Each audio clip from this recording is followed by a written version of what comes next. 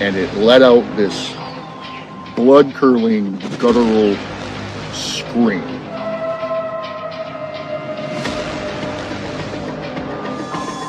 On the side of the road, he sees a deer carcass and something eating on it, which he thought was a bear. And as the lights hit it, it stood up. And, like, this gives me chills talking about it. He said it stood up and it had the face of a man.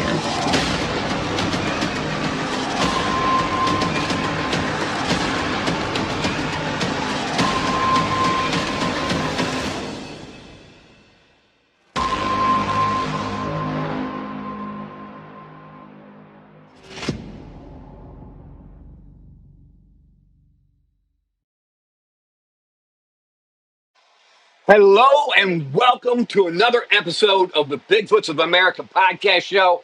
I'm your host, Bryan Sawyer, coming at you again. Today is episode 27.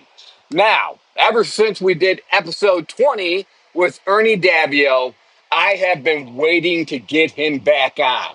Now, let's talk about episode 20 for a second. Ernie's sighting is my favorite. I have to say it. I don't mean to disappoint other people because with Ernie Davio's sighting, it brought an element in to my mind that these beings, these creatures, are way more human-like than we ever imagined. Even though I've heard a Sasquatch talk, even though I've had my mind-speak encounters, there was such a, I don't mean to sound corny, but a touching human element to Ernie's close encounter that I don't know, it seemingly made it more even personal to me, even though it didn't happen to me. So I wanted to get him back. I want to dig deeper into this subject. I already consider Ernie a friend, his knowledge, extensive knowledge, I should say. And man, we're here to talk more about Bigfoot, about Sasquatch, about Sabe. So, hey man, let's just jump right into it. Let's get Ernie on stage. Hey, Ernie, you there? Yeah, I'm still here. Yeah, I just saw you backstage, man, and man, I couldn't wait to get you back on because I try to keep my episodes around an hour, Yeah.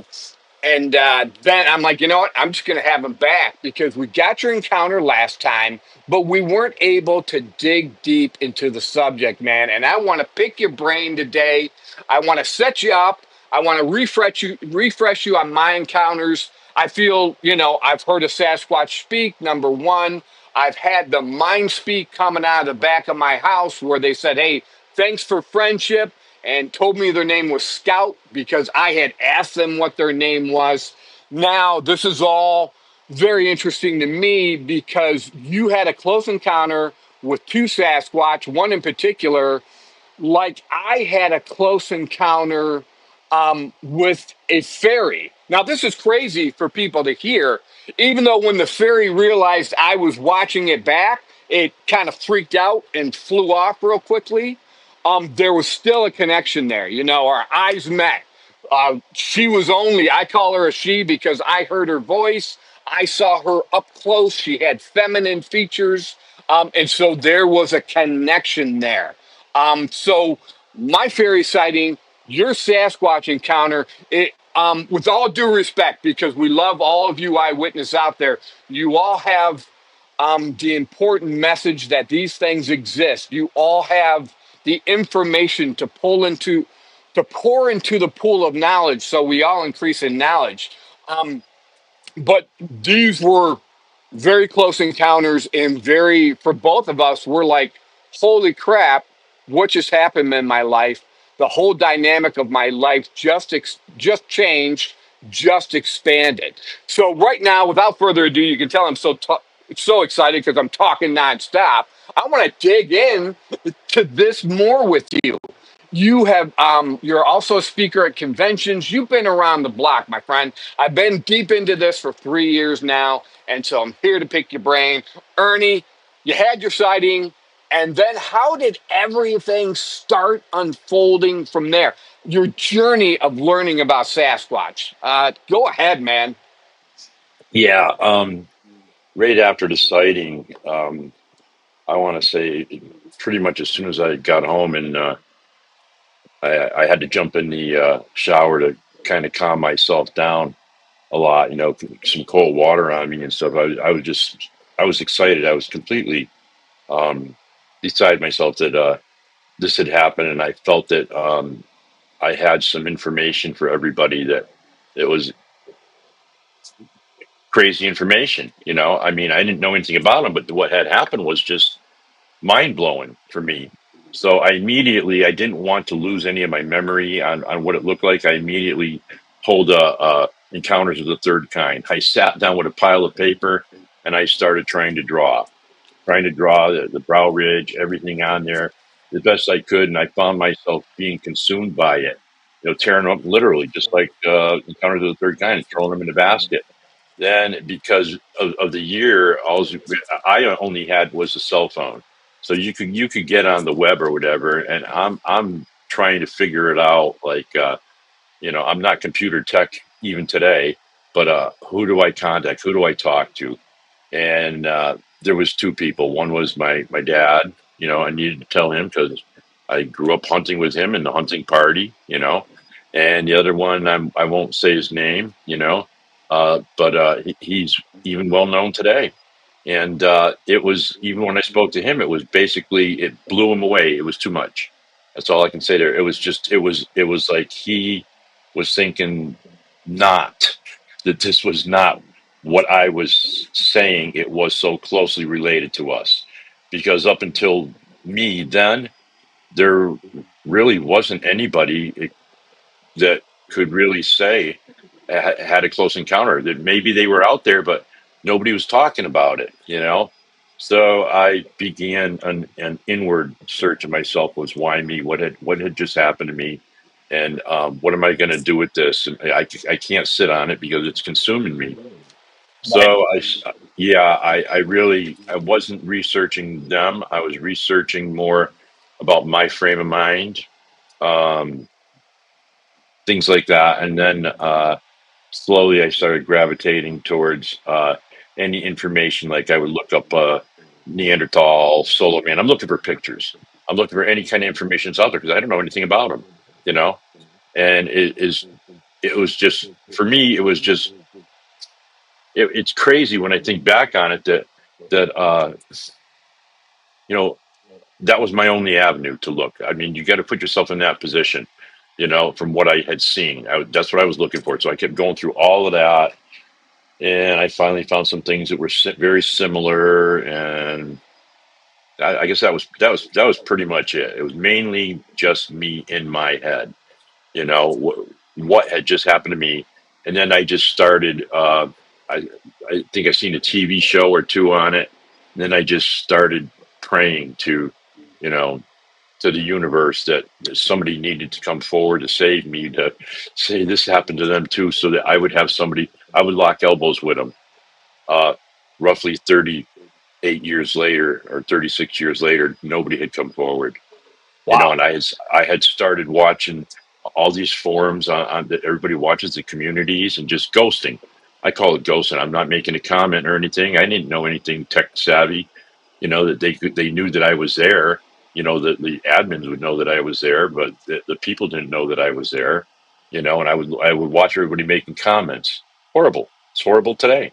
It went on back Sure. then. It is today. So it terrified me.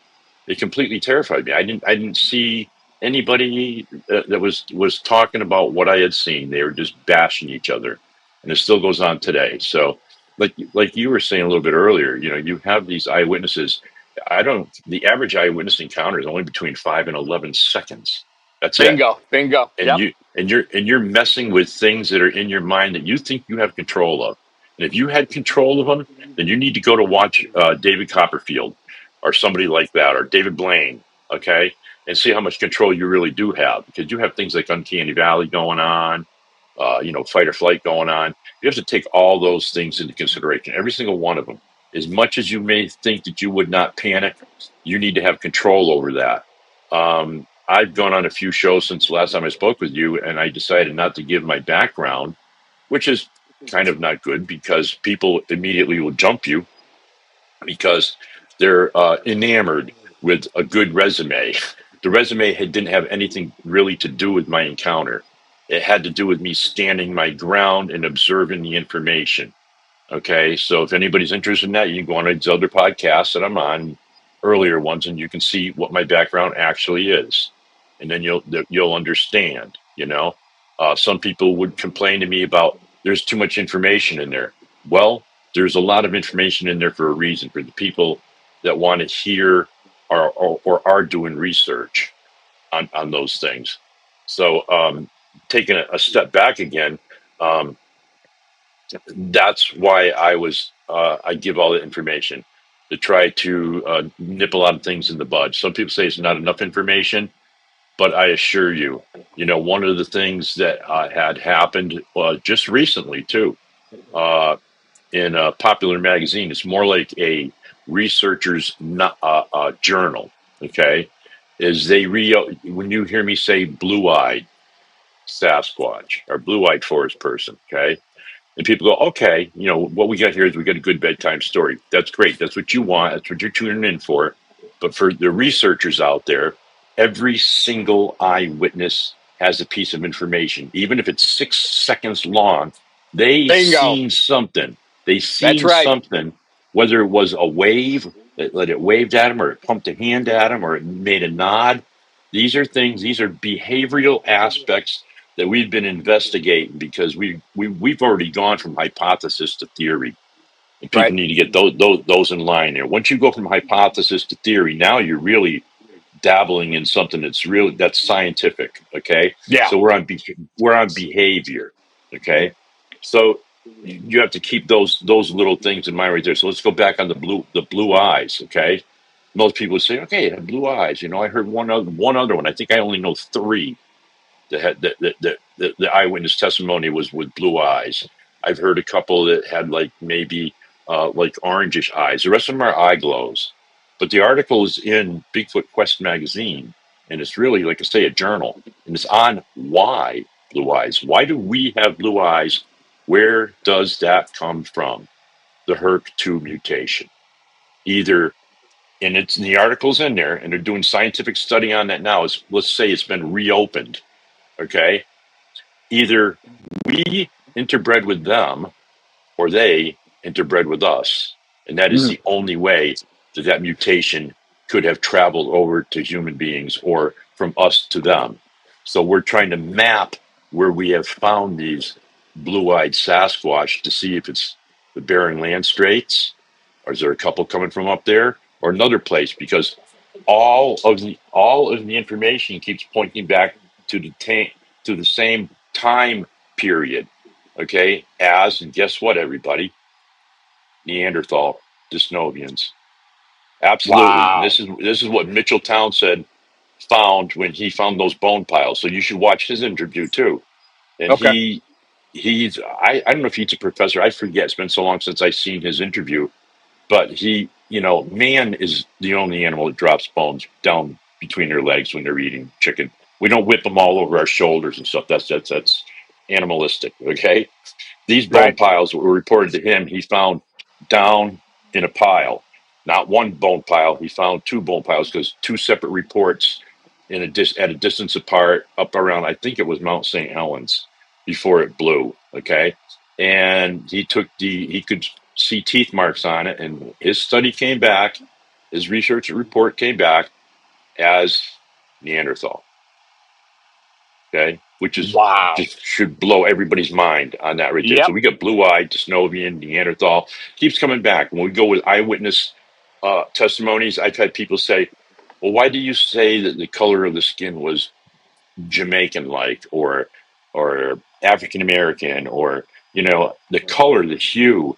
I'm a little colorblind, not a whole lot colorblind, but try to describe something to somebody who's never seen it before. It's next to impossible. Even if you're working with an artist, try to describe a color that they've never seen, and don't say red, because if I was the artist, I might say, what kind of red? What color red? What are we dealing with here? What are we, Sahara? What's going on? We want to get it correct.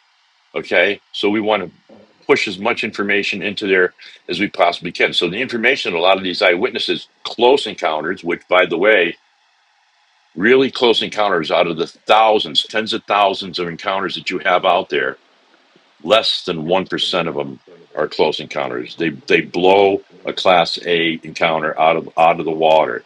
Class A, I think, is something like what, 50 yards, something like that. It's a Class A encounter, and it might only be like maybe 5 to 11 seconds long. Class A, when you get up to people that are having encounters that are lasting 10, 20, 30 minutes, and you're 2, 3 feet away from them, yeah, you're taking in a lot of information that's going on there, and that's because you have more time to do something like that. And they're coming back and they're saying, describing, well, the brow ridge, okay, great. They try to describe the nose, because you have people who say, describe a nose, they'll say, well, like ape-like. Okay, well, now the whole animal, the whole being is an ape. No, you're trying to describe a nose. And what is ape-like? I've seen several different kinds of apes with different noses. You know, that's like trying to describe a person's nose. Just try to describe to somebody who's never seen so and so's nose, what their nose looks like. Okay, Right, right. draw a picture. Draw a picture of that. Okay, so then we just take. We're like the blind men and the elephant. That poem, I think I said once to you before, is it's six men of Indostan. They all go to the zoo to see an elephant, and they're all blind. And they all go up and they touch a part of the elephant, and they're all saying, "Well, it's like a snake. Well, it's like a tree. Well, it's like a big giant fan." Until they all get together, and once they all get together, that now they're putting it all together and they're coming up with the picture. Okay, and the picture that you hear a lot of, even though they say the words, it's not what you're seeing. Okay, Right. a good comic, a good comedian paints a Rembrandt in your head of whatever the joke may be. That's what makes it really, really laughable. That's the pitch. That's what you're hoping to do. So that's where we are right now. Is it's being studied. There's a lot on that HERC2 gene mutation on exactly why blue eyes and how it affects skin tones, because we're getting one blue eye report was they actually were light skinned, okay, and they had like white hair, all right. Wow. And I believe that the lady said it was absolutely a very handsome, very, very handsome man. Well, there you go, Wow. right there, because now we're taking on something else different here, and then what are we going to get as in a handsome man? What is your version of a handsome man compared to this woman's version of a handsome man? You see where I'm going with all those things? So Oh, and people need to get that.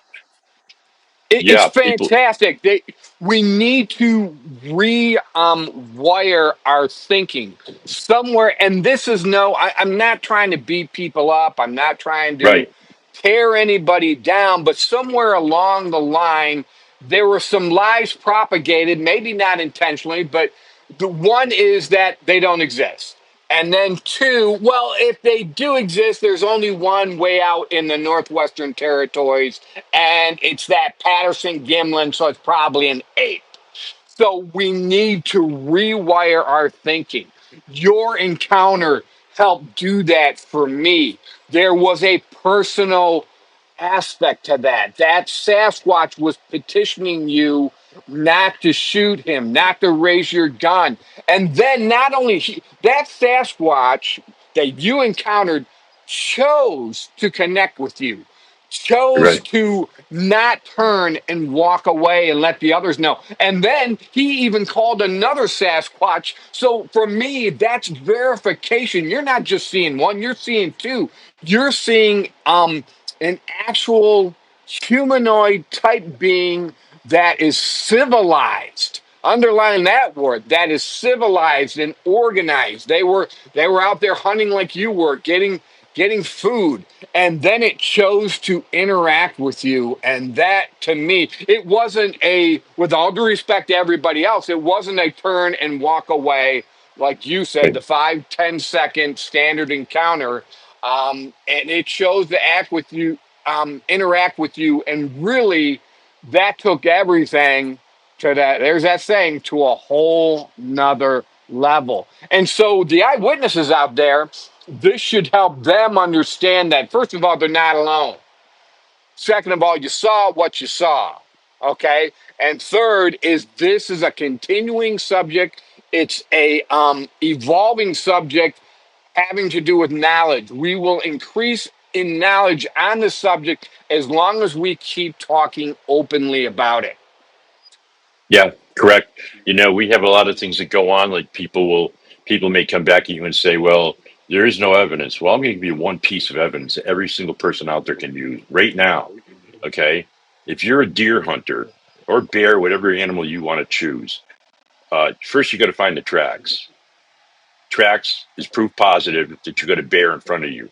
Now, if you want to be stupid and decide that you're going to, get down and grunt and sniff the ground and and go in there because you don't believe it's a bear, be my guest. Okay, just don't tell me what you're doing.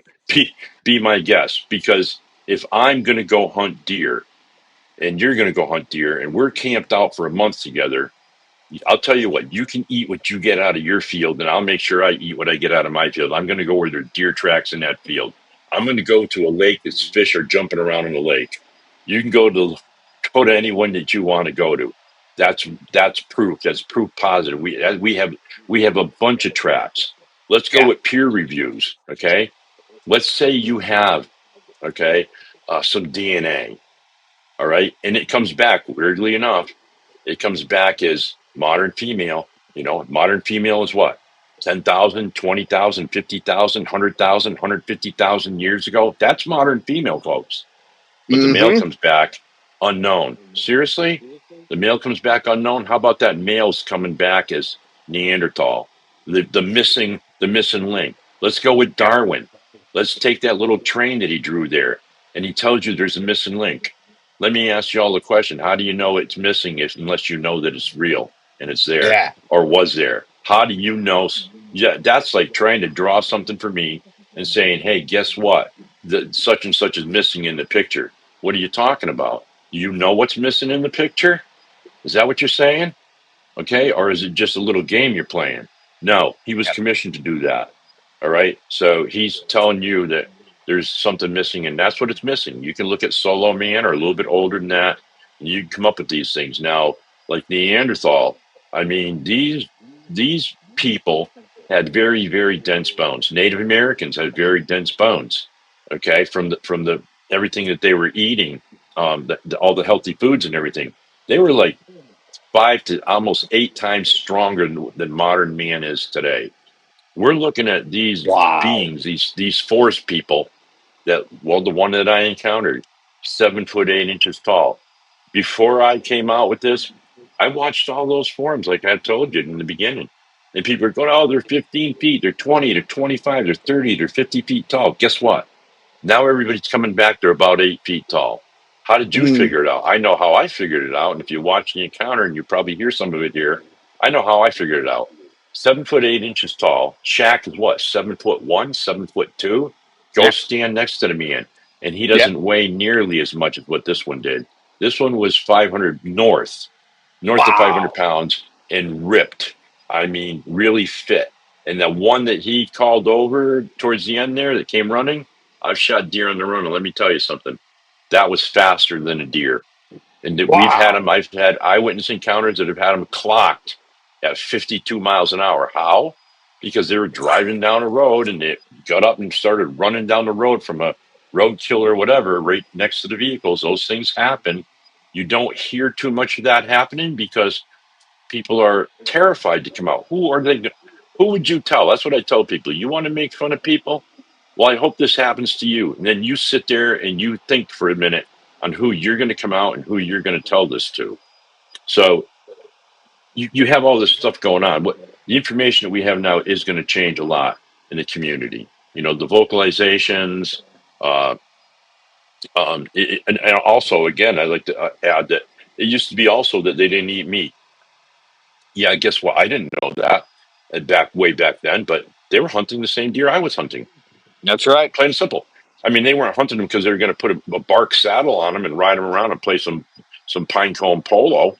You know, Yeah. some people will think that my humor is I'm trying to hide something behind the humor. I am trying to hide something behind the humor. Fear. Okay, because there's good ones out there, and I was fortunate I met good ones because they could have Yeah. made the buffet table with me. Okay, and there are some bad ones out there, and we're not 100% sure why. Okay, but let me tell you, if you don't want to be seen, if you're growing some pot fields, and you don't want people to know that you're growing them pot fields, and this happens, and we all know what happens. Guess what? If you happen stands upon one of those pot fields, one of those grows, you could wind up as a little bit of fertilizer in there. Now, these things really have their own reasons for, and we can hypothesize on that, but we won't get into that right now on the Right. reasons why they don't want to be seen. You know, one nice reason though is we can't be trusted. We're not respectful. We're Right. warlike. We beat each other up online all the time. We make fun of everybody. We sit in our little chairs or on our couches and suddenly we're the best football player in the world or the best fighter in the world. I can assure you, I can assure you that I have a martial arts background in more than one style. And I thought I was that in a bag of chips until my first tournament. And let me tell you something. I watched guys faint from fear of going in there because now you have to do this. And then from there, I got a job as being a bouncer and training bouncers. Let me tell you, that's a whole new level. You got to have that fight or flight under control. You got to be able to articulate yourself. You got to know what you're doing psychologically to another human being. That's something that Brian and I talked about. One of the things that disturbed me about this in the end was the fact is it knew how to approach me. And when I think Yes. way back, yes, when I think way back on that, I look at it and I say, geez, I could have wound up like on Missing 411 on a David Pallady show. You know, Mr. Davieau uh, uh, um, uh, disappeared in the Cobble Mountain region of Massachusetts, never to be seen again. You know, well, Right. those things do happen, and maybe there's a lot of interbreeding going on. If we take a look at some of the families, now there's documentaries on them up in the Appalachians, up in Appalachia. Interbreeding for the past 100 years. What happens scientifically to a human being? Could this happen to something like that? Uh, Great podcasters that are out there that had encounters. One of them, in particular, Michigan Rob. Okay, is he had Sibylla Irwin draw his sketch for him, and him and I have talked extensively on it. And he said, "I swear," he said, "I think this thing there was something mentally wrong with this because of the facial um, um, gestures or whatever you want to call it. It was doing. It looked like it was there was something wrong with it, and he said it was scary when it kind of went off on him. Oh wow. So we have Autistic or Down yeah, syndrome, autistic. Mike? That was the word. Possibly. Thank you. Yeah. Yes, yes, and I've heard that by more than one person. So that can happen by the interbreeding. That's what we're going along on the HERV2 mutation. Okay. Um, Yeah, talking with um, Doug Hychek, speaking along the autistic lines. I'm on another national podcast show, the NCI show, with all the guys from North Carolina investigators, and we had Doug Hychek on the show. That's the Channel 12 TV network out of Las Vegas. Everybody, streaming platform every Tuesday and Thursday night. Got to throw in a little plug, but we had Doug Hychek there, and he mentioned his cabin up in Canada. They had one of the things they found when they came back and the cabin had been torn apart. They had found that two decks of cards, someone or something went through every card of two decks of cards and tore it up into little bitty pieces. And he said after they did some studying on that, that is an autistic type behavior. Someone with autism would do that. Take one card off the deck and go through the whole deck and tear it up very meticulously. So there's some more evidence. And then even going back, if we go back to the intellect, I wanted to tell you this. you were saying something about the footprints, and I think about the most prominent footprints I found. You know where I found my most prominent footprints? On the riverbanks or where the river had overflowed and they Yeah. knew it would be washed away within a few days. And I Yes. happened to be there at the right time. And then even the one, my favorite, I'll have to show you. I've got a footprint with a baby footprint inside of it. And you Well, can clearly see where it walked on a log, took one step down, and then jumped up in a tree. And it was definitely like an adolescent with a baby. So maybe like a brother and a sister.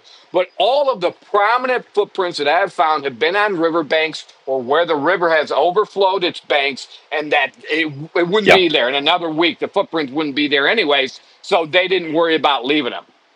yeah. That's that's intellect. They will definitely cover their tracks if they can, any way that they can. They are they are masters of the woods, and that was one of the hand signals that I got. When it pointed towards my chest, the interpretation was we're brothers because it pointed to my chest and his own chest, that we were brothers or we were equal or it was recognizing me as a master of the woods. Take any one of those three, they all mean the same thing. They can get up in trees. Definitely. That happened during my encounter. It sounded like they came out of the trees.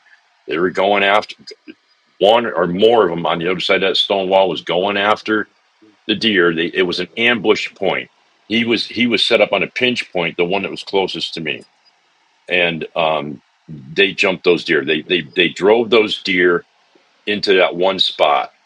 But they the I have found evidence of them being there one other time after a freeze that froze over part of Brook, and they had taken a branch and scrubbed out their tracks. I at first Mm. thought it might have been poachers up there, but no, I would have found more evidence of poachers. They can scrub their tracks out, and you're looking at something whose stride, like the one that I encountered, I tried to measure its stride because it was like almost like a lackadaisical stride, very smooth, but lackadaisical, so a natural stride, and it really corresponded to his height because I was able to measure off where he was standing when he was next to the tree, a little mark on that tree. I was able to measure up and get. That's where I get that from. A lot of people they'll say, "Well, he was 100 yards away and he was 9 feet tall." How do you know that?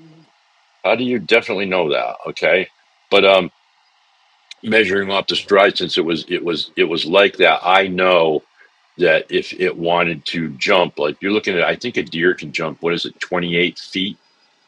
Oh my. Somewhere's around there.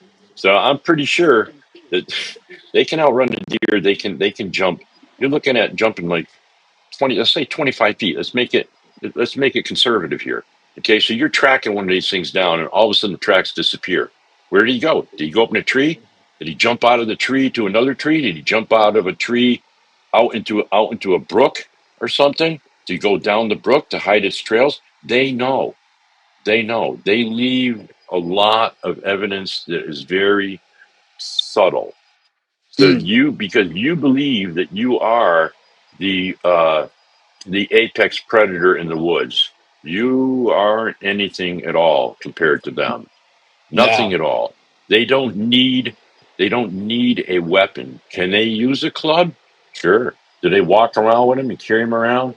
Well, until I get a report that says that they're seeing them walking around with them, like I just seen the same one, and 5 miles down the road, here he comes again, and he's still carrying an oak tree with him.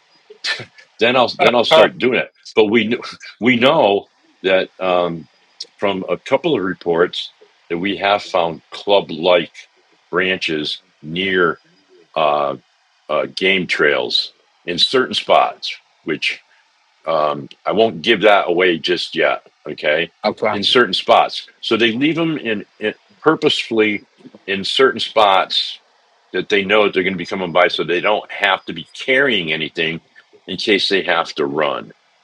Right. Okay, Right. so yeah, I'll tell so you. are they? I'll tell you. Before I forget, one of the most fascinating things to me, I've been thinking about our our interview for what, a month now, Yeah, and I was so fascinated in the sense that how they reacted when they realized you were there. It Yeah, was like, yeah, excuse my language, but like, holy shit, there's a guy here. How come we didn't know he was here? Then, say, yeah, the alpha calls the other one over, like, hey, how come you didn't see this guy? yeah. I mean, that's part of our everyday life at work, or hey, how come you didn't get this done? How come you missed that? You know, just how we interact with each other.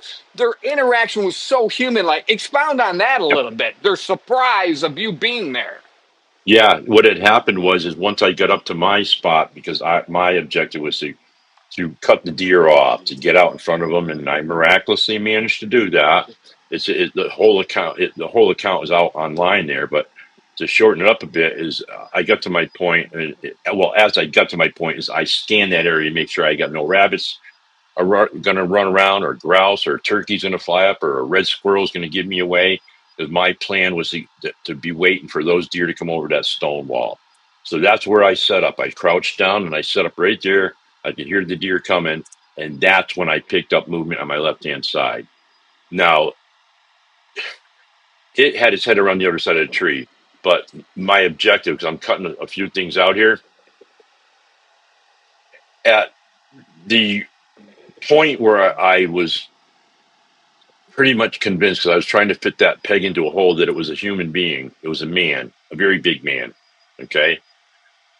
My concern was that he didn't know that I was there. So I needed to move my position up just a little bit. I couldn't afford to move it up much because if those deer got wind or seen me, any movement where I was, because I wasn't hidden, I was basically in the open, that they would not come over that stone wall. And I was, for the people out there, they go, how cruel you're hunting. Well, you know what? I'm also a butcher, and I'm providing meat for your table. I do the dirty work for you so that you can eat half and throw the other half away. We offer Amen. prayers. We offer prayers, okay, before we go in and after when we come out. If we get a harvest, we offer prayers to that animal. There are no prayers Very offered cool. to a cow or anything. But so I moved up just a little bit, thinking that if that deer came over that stone wall and came between us, and he came around my side of that tree, that he would pick me up in his peripheral vision. That's exactly what happened. He'd come around the side of that tree, and he was still looking over that stone wall, and he picked me up in his peripheral, and he looked over at me, and then he looked back over the stone wall, and then he snapped his head back at me, snapped it, like his eyes like bugged out, and he looked at me, the look on his face, and I say his face, okay, not a gorilla face, his Right. face. Right. He looked at me like, where in the thunder, who are you, and where did you come from? He was totally taken aback by that, and I had now, because he also faced off with me. Now I had my shotgun pointed right at his chest. I don't know anything about him. I don't know.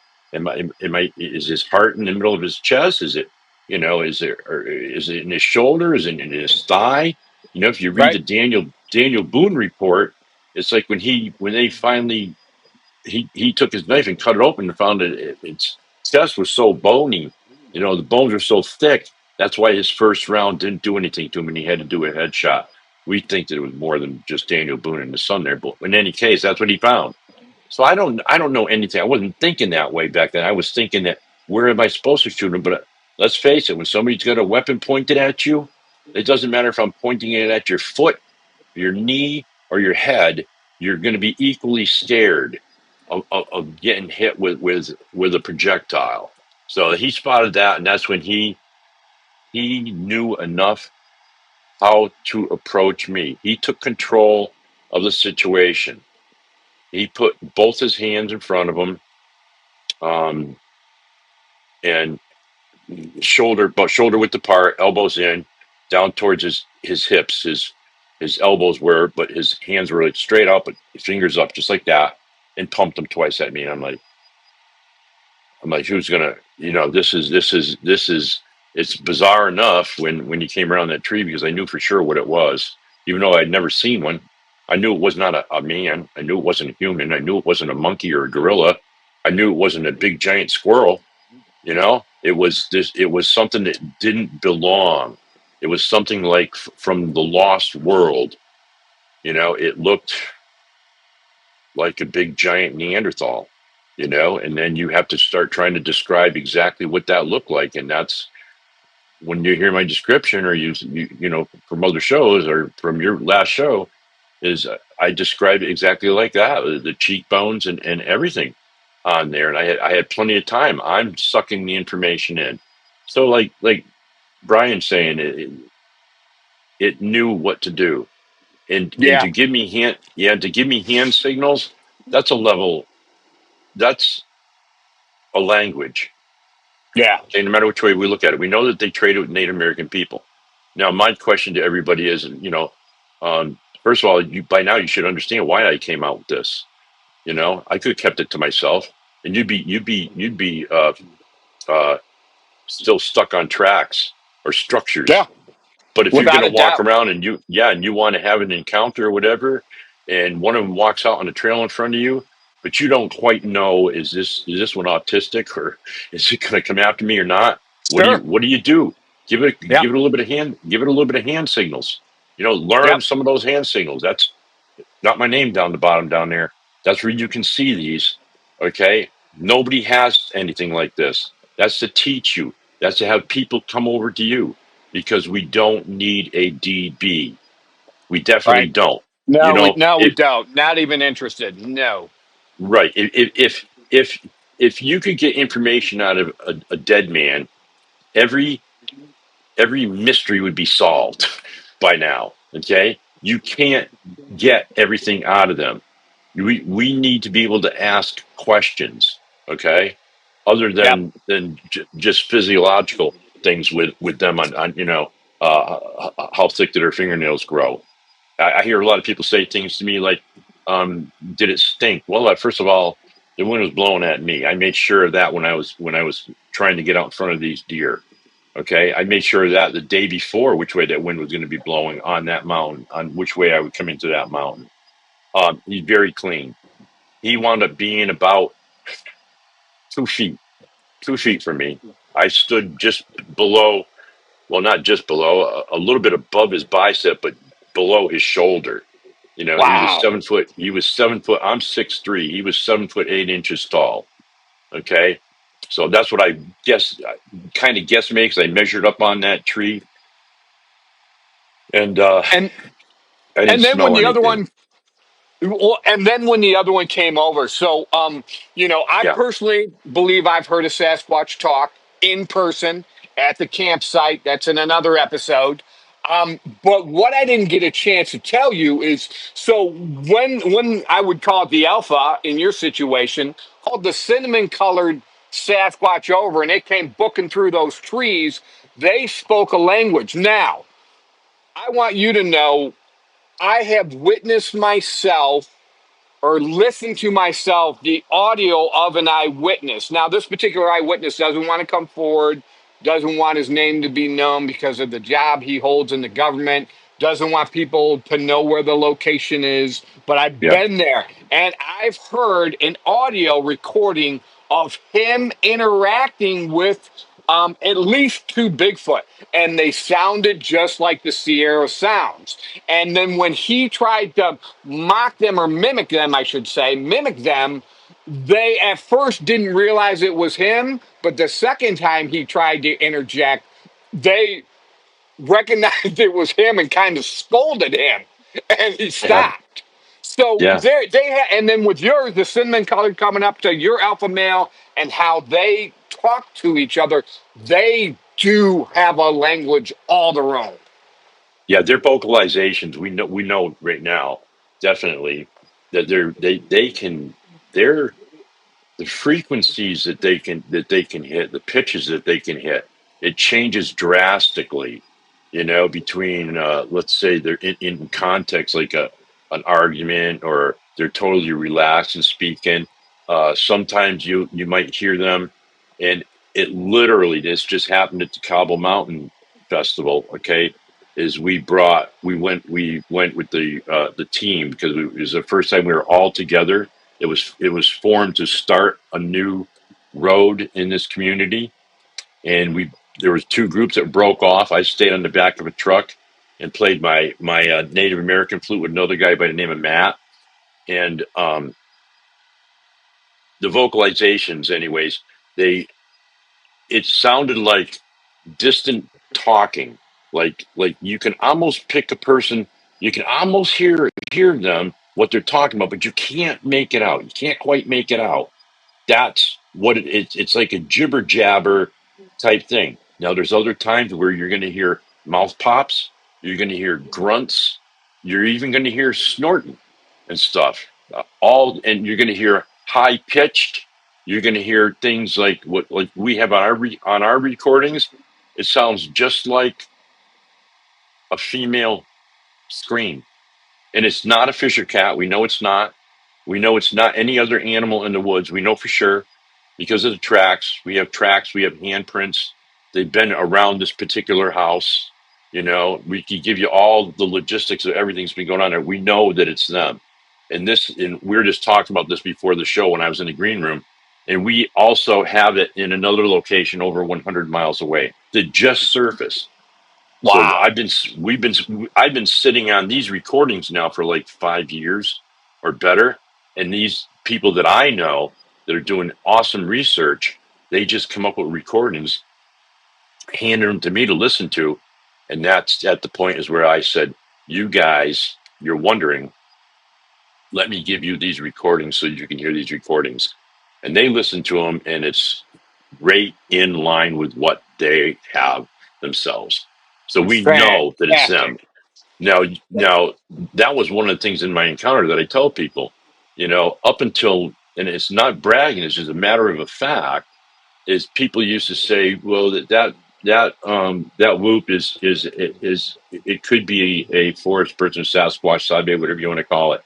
I seen them do it. So now we know they do it. Okay. I seen them whistle. We know they whistle. These are things that came out over the past couple of years that now people are picking them up, you know, off of the words getting around now.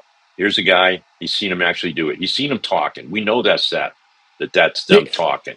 And I didn't know. I just recently, earlier today, one of my group followers, Priscilla Berlin, she just Yep. recently gave me an audio. And I'm glad you said that because I'm like, wait, Michigan doesn't have hogs. We don't have razorbacks up here. Because the audio she let me hear, you could hear what I've heard before, Sasquatch speaking, but there were grunts and almost like pig like.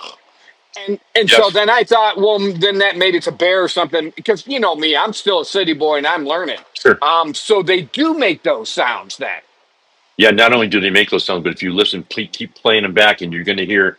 I don't know if you're going to be able to hear me, but you're going to hear like a snort. But listen to the snort and how it corresponds to them speaking, because are they getting their lung capacity full of air, or are they hurt hurt sucking in, like, you know, when you sing a note, you suck in air and sometimes you blow out air. Is that what they're doing, or are they doing both, like Mongolian throat singing?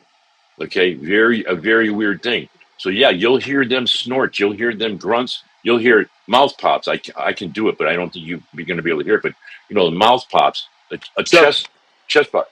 They're using all kinds of cues that mean something obviously different to the other one. Now, this situation that arrived was actually a little argument that was going on. The alpha had arrived at this gifting spot, and they always leave a particular food at this gifting spot. But they also left the recorder there. They know your smell. Deer can smell you. All kinds of animals can smell you. You can't smell you, but you stink. Okay. right, So right. yeah, we all stink. Let's face it. Okay. So what had happened was he knew something was asunder. He knew something was wrong. So he parlayed, you know, weight. We don't know that's the word, but we're assuming that's the word for the female and the sibling, because we have the tracks. They have the tracks, 8.5-inch tracks, okay, to wait at the tree, basically a little bit of a tree line, okay. While he checked it out and he ate his little snack, you can hear him. You can hear him sniffing around, but when he talks, it's different, and you'll hear him like when he found the recorder. I'm pretty sure he took the batteries out of the recorder and threw the batteries. Wow. Oh They my do all kinds of goodness. Yeah, they do all kinds of things like that, and people that blows people away. They go, "What the hell? The SD card out of my game camera is gone." Well, you know what? If you're 25 miles out into the middle of the wilderness and you put a game camera 30 feet up a tree pointing down, a raccoon didn't crawl up there and open up your game camera and take the SD card out. Yeah. Okay, all right. Particularly if you're finding tree breaks or things like that. So That we're beyond the tree breaks. We're beyond the structures. Structures and tree breaks will point directions and tell you where they are. Okay, just like roads tell you where cities are. Well, now you're to the city, so now what are you going to do? Okay, are you so are that's you where the we. one?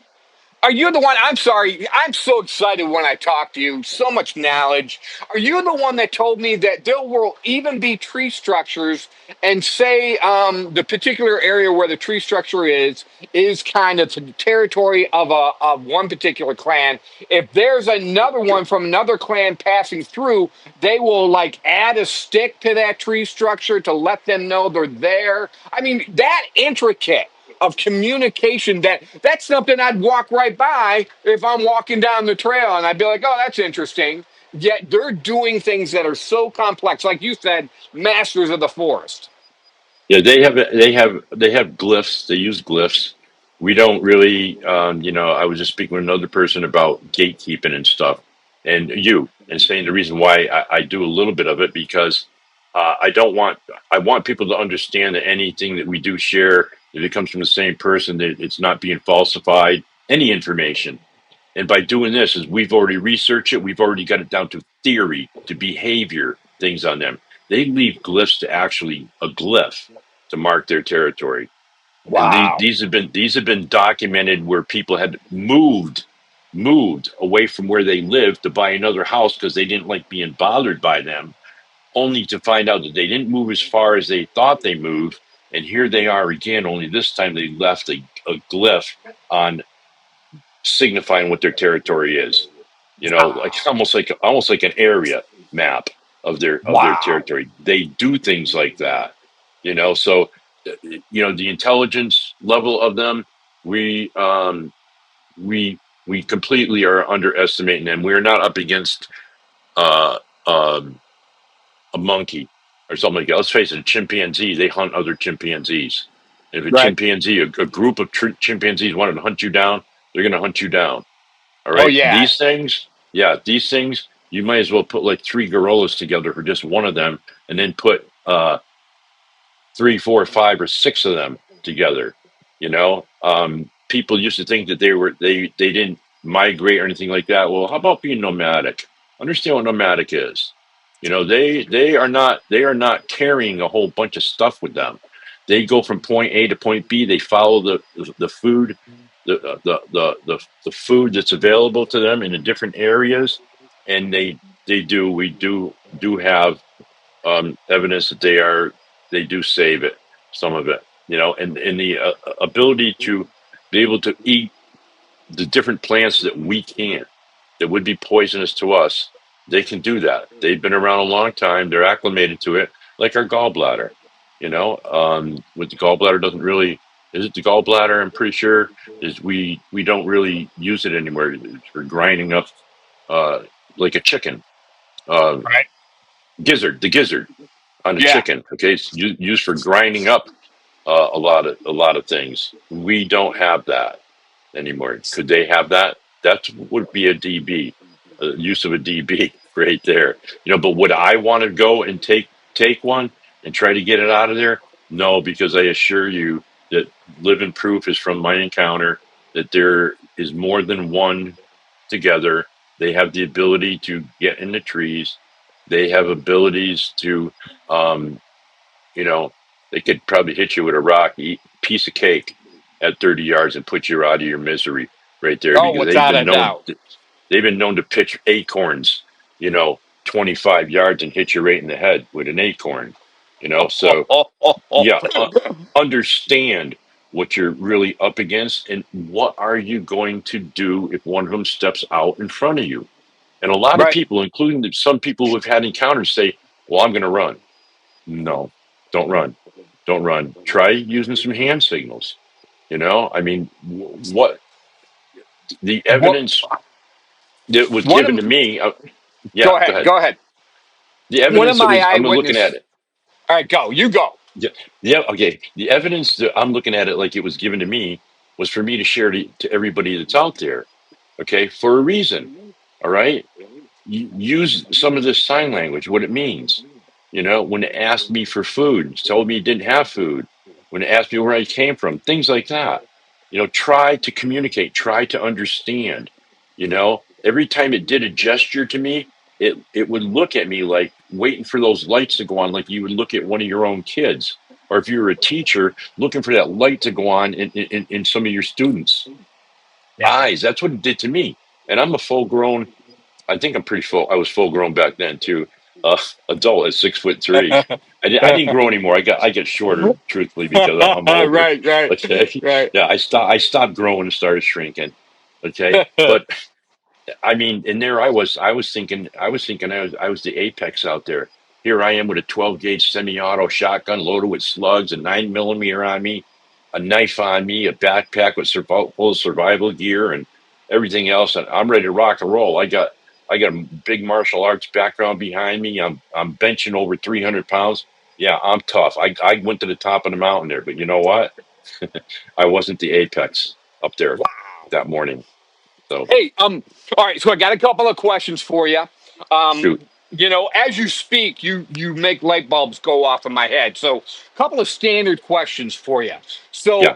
I heard from one of my eyewitnesses, and it's not an absolute, but a possible belief that the tree knocks could be done with their vocal cords. What do you think about that?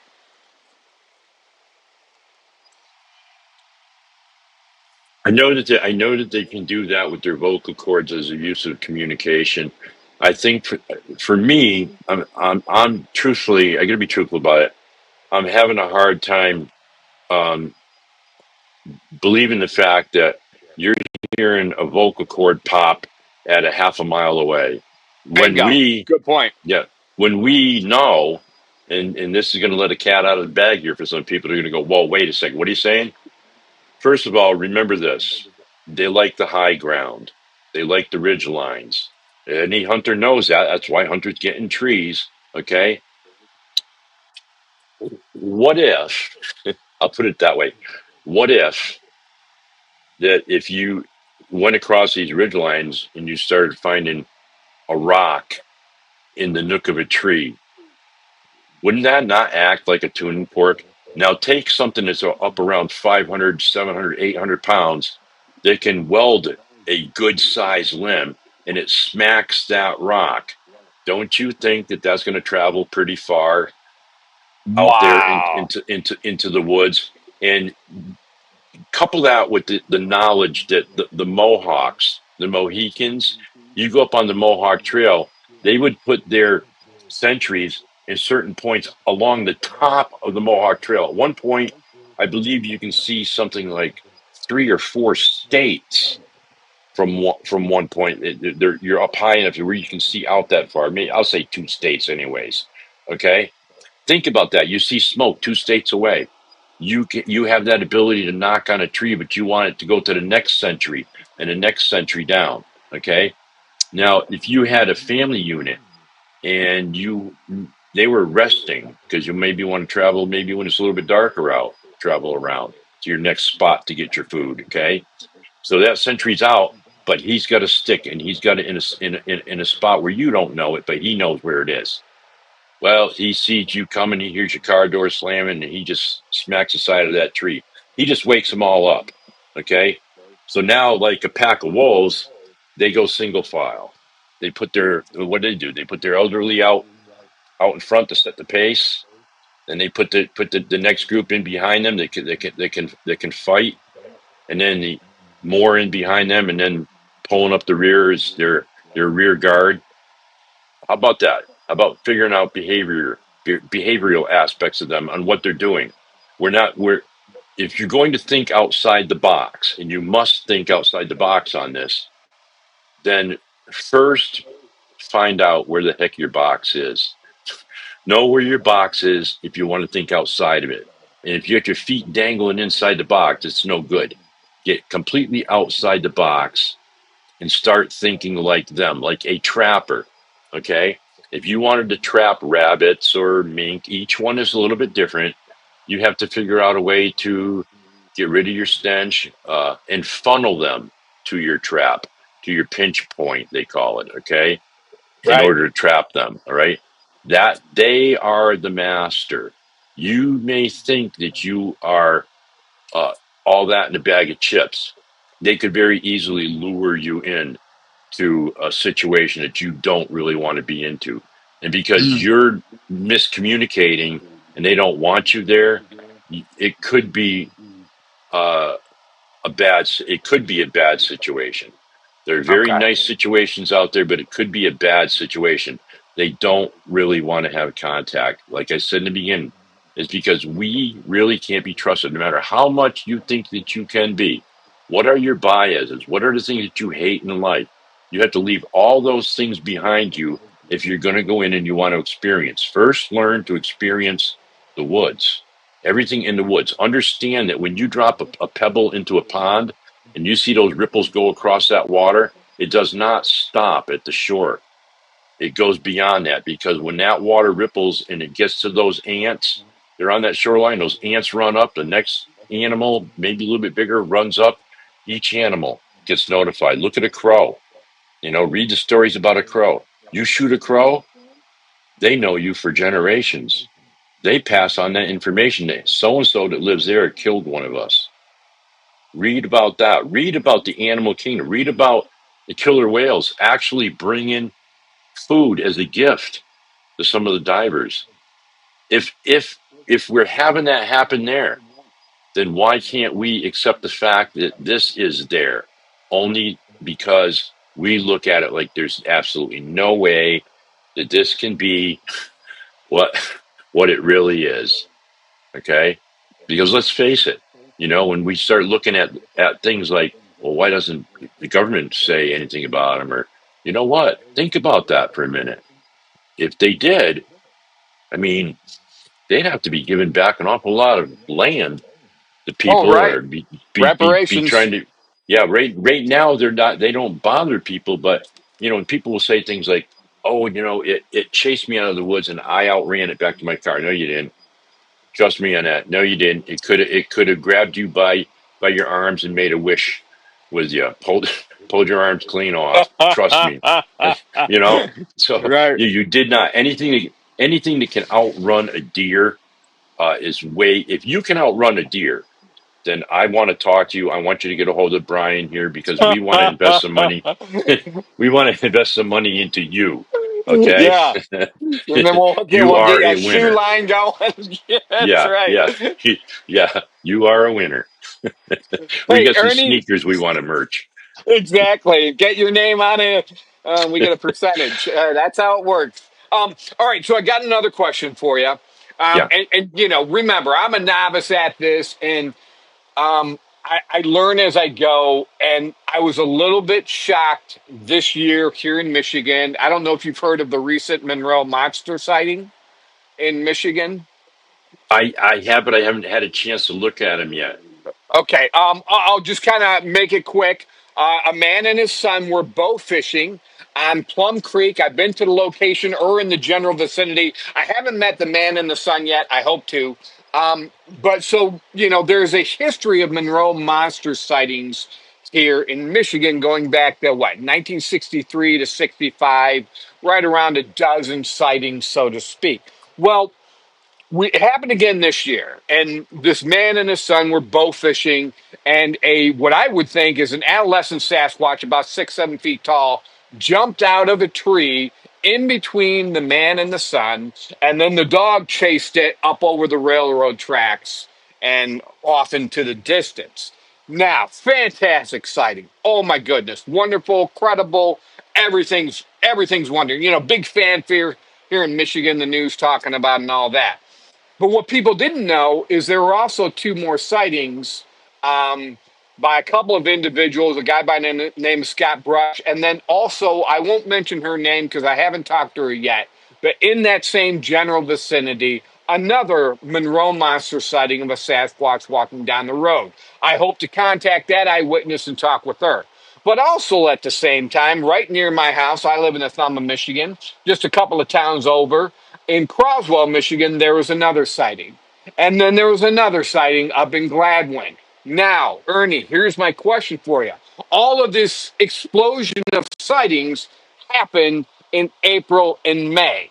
And so, excuse me for sounding stupid or being a novice, but why? It seems like when the weather warmed up, all of a sudden, boom, explosion. I related to myself, well, Monroe Monster sighting is a definite fish situation. They're going to the Plum Creek. They're going to the River Raisin. They're going to Lake Erie, which is more of a shallow Great Lake, and they're fishing. They're getting their fish. The Croswell is the Black River. They're going after the fish. The Gladwin is up there. Oh, I forget the river in Gladwin, Michigan. And there's been more sightings there as well. You said they're nomadic. But why is it? Do they hibernate during the winter? Why is it that when it everything thaws out and the temperature goes up, all of a sudden they're out in the daytime, they're going after the fish? What are your thoughts on that? Because I need to be educated because it's almost I try not to travel too far down the crazy highway. It's almost like a portal opened up and a bunch of them came through, and now we're seeing them everywhere. But what So are your thoughts yeah, on all that? yeah. Sometimes the answer is so easy we overlook it. It's very subtle. You already got the answer. It's a food source. We talked about that Okay. before. We've actually patterned them in our area 5 years ago, and we knew this year and last year when they were coming through. And sure enough, we knew exactly where they were going to be coming through. And sure enough, they came right through that area. We started getting reports in that area, and they finally gravitated out. We knew what time that they left that area too.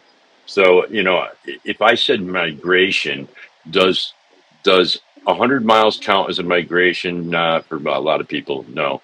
But suppose they're going to go to places that you won't go to or you can't get to. And when I say you won't go to them, because maybe the briars are just way too thick, maybe it's on the side of a ridge that there's a lot of snakes up around there and everything. You don't want to go up into there. All right.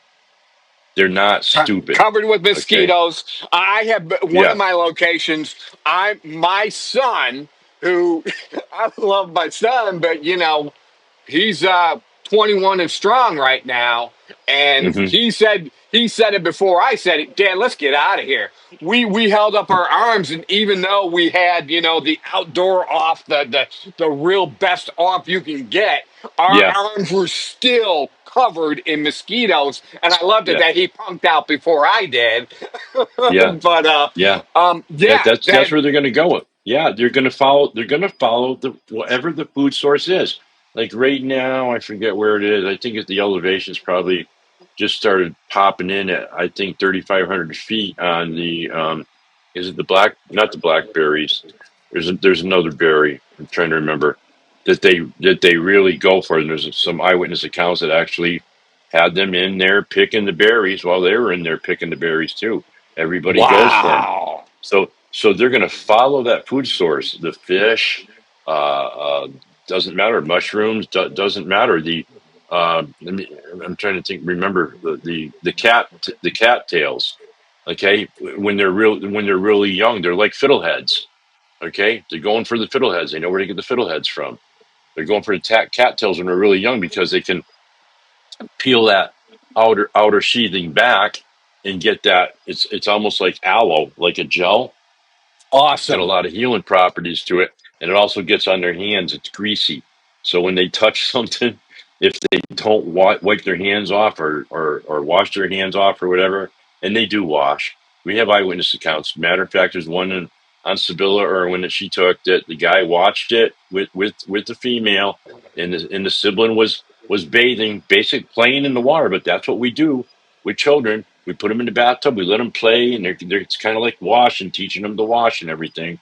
And that's what was going on. So let's not, uh, you know, uh, think differently on that. They act a lot like us. You know, Fantastic. are they as smart as us? When they're in the woods, they're smarter than us. I just Amen, got done brother. talking to a gentleman on that. When they're in the city, we're smarter than them.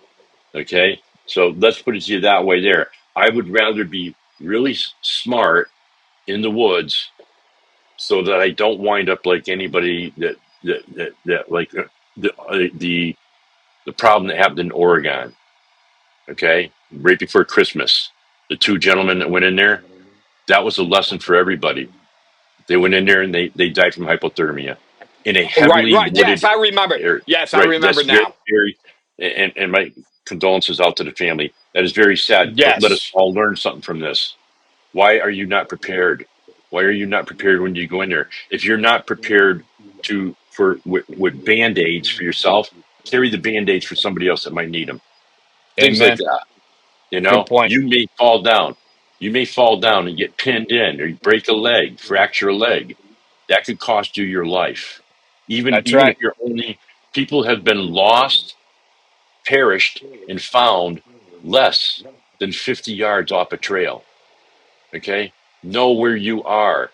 Do everything proper. And then if you're an experiencer, then maybe that'll happen. But even as an experiencer, know those hand signals. Okay. If you're a researcher, yeah, definitely. You want to know those hand signals because you're probably going to go in a little bit deeper. You may accidentally, find one. Like some people will say to me, "Well, they you didn't just happen by one." Yeah, I did. Okay, yeah, I did. There's no doubt in my mind. But let's reverse that because it actually happened by me. Okay, it was taken aback by me as much as I was by Wow. him. Yeah. Oh, yeah. You Oh, know. yeah. Yep. Without a doubt. Hey, Ernie, we got to wrap it up. Thank you so much. You and I can talk forever. I really Yes. appreciate it. Hey, how do you pronounce your last name? Have I been saying it wrong? Is it DeVoe? Everybody. That is right, but everybody pronounces it Davio. It sounds like Okay. all the vowels on there. And you can find, again, my pitch on my store, you can see all the sign language that used on there. And that's the reason why we have it on there, so that you have something unique and people will approach you and say, "What's up with that?" And then you can tell them the story and you can say, "Hey, look, this isn't what you think it is going on here. These things are pretty darn smart." And I That's want people right. to remember one thing. Yeah, I'm not an expert in this field, not yet. Maybe someday. But let's face it, you don't say there's no such thing as experts because when you're a little kid and your mom taught you how to tie your shoes, she was the expert. Amen. Okay. We all learn. We all learn. All right, Ernie. Let everyone know where they can contact you at, where they can find you at. I am on Facebook. I don't hide my name at all. It may take me a long time to get back to you. I am affiliated with a lot of groups. So if you join the groups, then you're probably going to see my name pop up and welcome you to the group. And then you'll be in contact with me doing it that way there. Okay. I'm an admin and a moderator in a lot of the groups too. So I think I'm a member of like maybe 140 groups, something like that, because Wow. I just want the people out there, the eyewitnesses, to know uh, I'm trying to help you out here.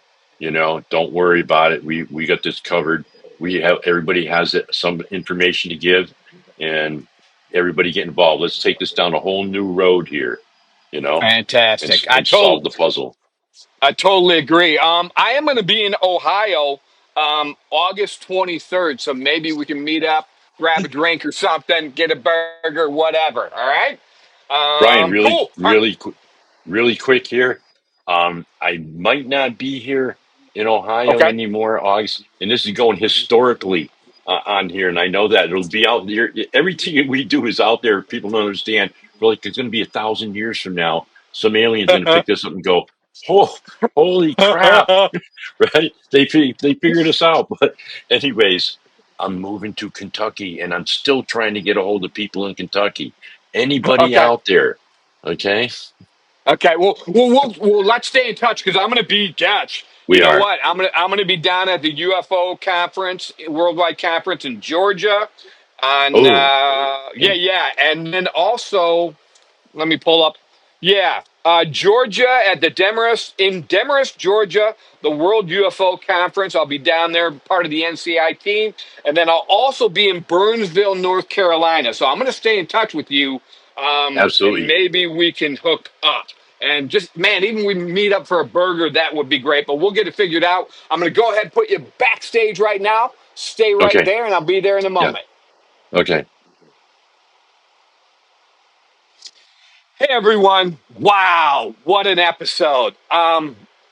Ernie DeVoe, Ernie Davieau. Man, I love talking to this guy. I'll never be able to talk to him enough. I'm sure we'll do another episode in the future. Me personally, this is a guy I want to meet in person, just kind of bond with. And yeah, because we, as you notice, we can talk all day and all night. We love this subject. We have a passion for it.